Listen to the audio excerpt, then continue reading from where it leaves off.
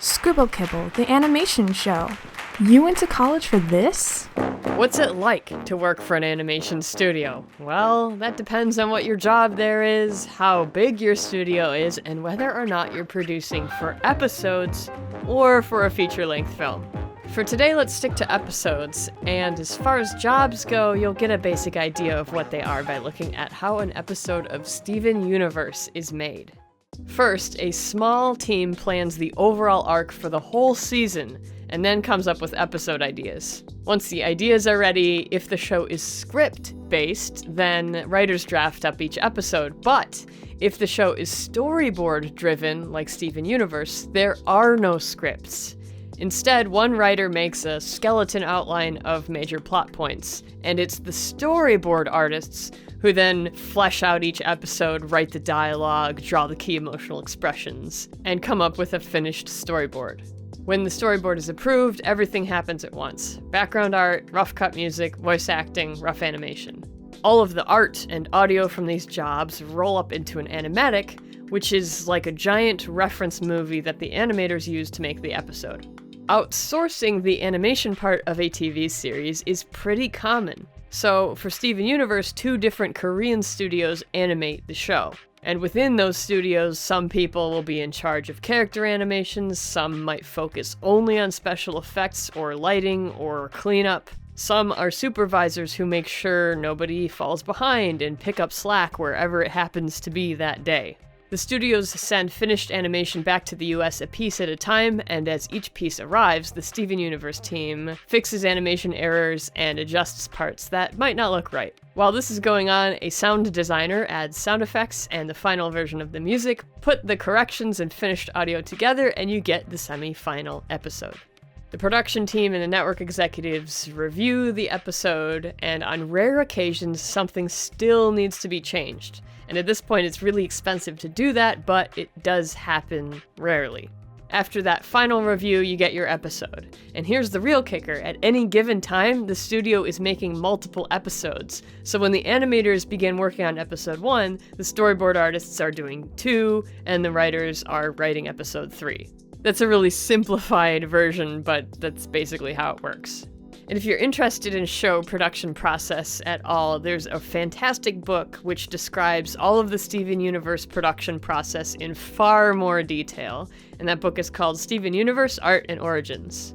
Stick around after the break for more about working in an animation studio from our special guest.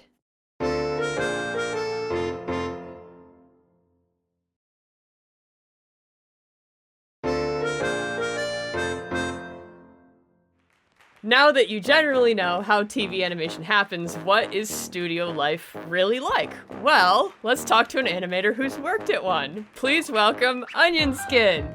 Hello, everyone. You're an animator. People have the impression that you pick a studio and that's where you work. You go there every day for the next 30 years. Is that really what it's like? Are you just sitting at a desk animating at one studio for the rest of the time? If you could do that, I'm sure a lot of people would be very, very happy because that is stability. And this is an industry that doesn't have a lot of stability. You tend to work a lot more on contracts. Small studio versus mid-sized studio. What's the difference between working with a team of like a small team of 5 people and maybe a bigger team of 40? As things increase, you need a lot more organization.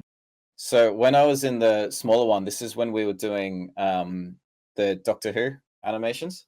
And that started off with only about 5 animators, and over time we grew it to about 20 or so. So we had to learn on our feet how different roles work and how they support each other and stuff like that. Because when there's only 5, like we didn't even use a storyboard at first because we just talk about what happens.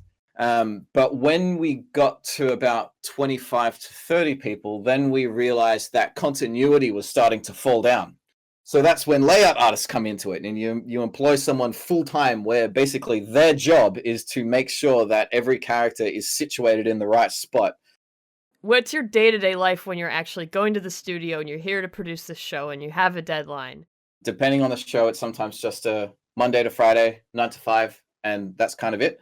And then there's others where it's on a quota basis, and you'll kind of get paid based on how many seconds you produce. Or you'll have a regular like a combination of the two. You'll work a Monday to Friday, but you have an expected number of seconds that you also need to get done. Say you're an aspiring artist and you've practiced for years, maybe you've gone to school, but you haven't been on a production team before. What is the most surprising, unexpected thing about working at a studio? How to accept notes and critique.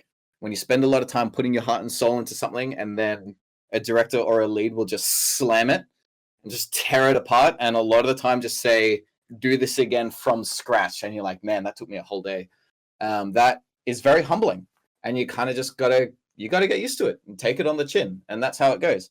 Very, very talented artists will come out of college, but that talent's sort of gone to their head, and they don't like accepting critique, and they barely last a few weeks, not because they get fired, but because they leave.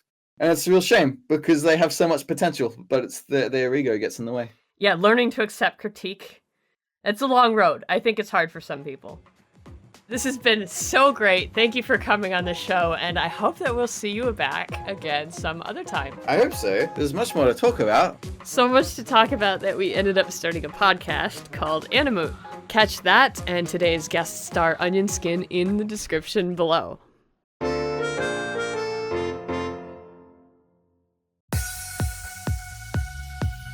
Last time I challenged you to draw this image with a hand you don't normally use. Let's see what you came up with. This one turned out pretty good. Oh, but Pearl, she looks like she has a beak. Matt sent a note with this one. It says, I tried. Oh my gosh, this is amazing. It's like abstract art that goes up in a gallery.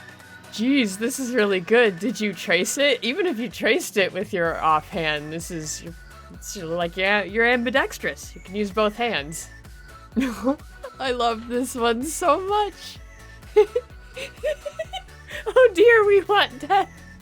These are all fantastic. I'm really glad that you guys sent stuff in.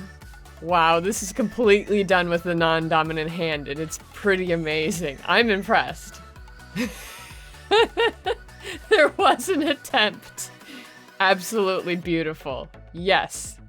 Hey, you got creative with this one. You kind of made it into your own illustration. It looks like a title card. This should be the title card for this segment. Those are the highlights. Thanks to everyone who submitted one, even if it didn't show up. Look for the next art challenge in Scribble Kibble 103.